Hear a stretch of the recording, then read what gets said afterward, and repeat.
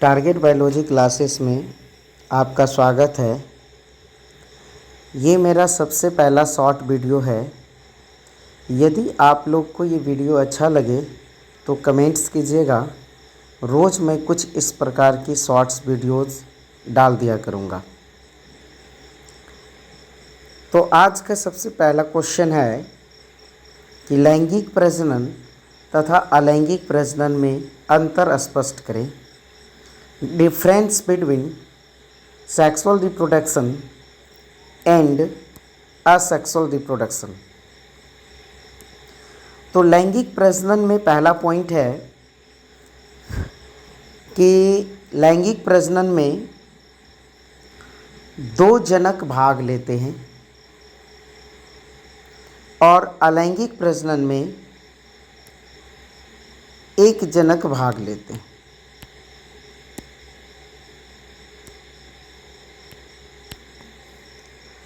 लैंगिक प्रजनन में दूसरा है कि इस प्रजनन में नर और मादा दोनों ज्ञात होते हैं, यानी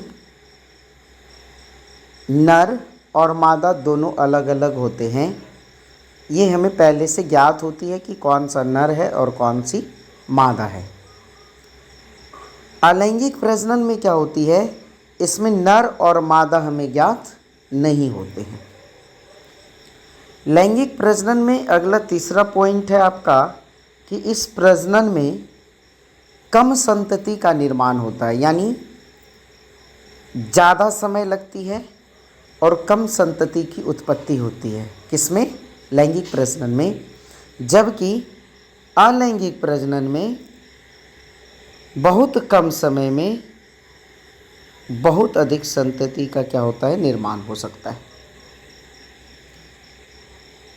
तीसरी बात, चौथा बात है आपका लैंगिक प्रजनन में कि इस प्रजनन में युग्मक का निर्माण होता है और अलैंगिक प्रजनन में युग्मक का निर्माण नहीं होता है।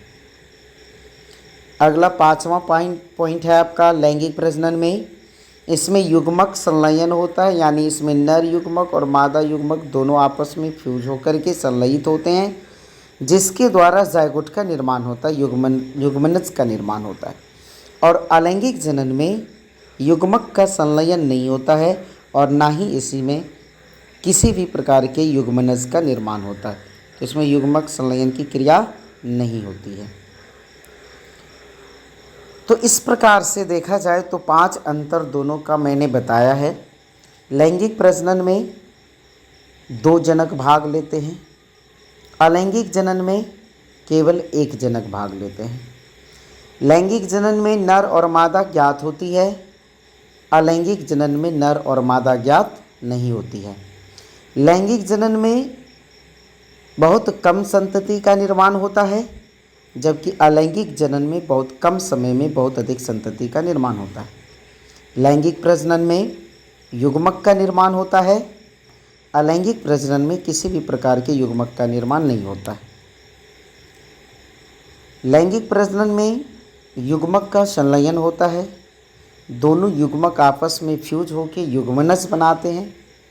और अलैंगिक प्रजनन में किसी भी प्रकार का संलयन नहीं होता और ना ही युग्मनज का निर्माण होता है।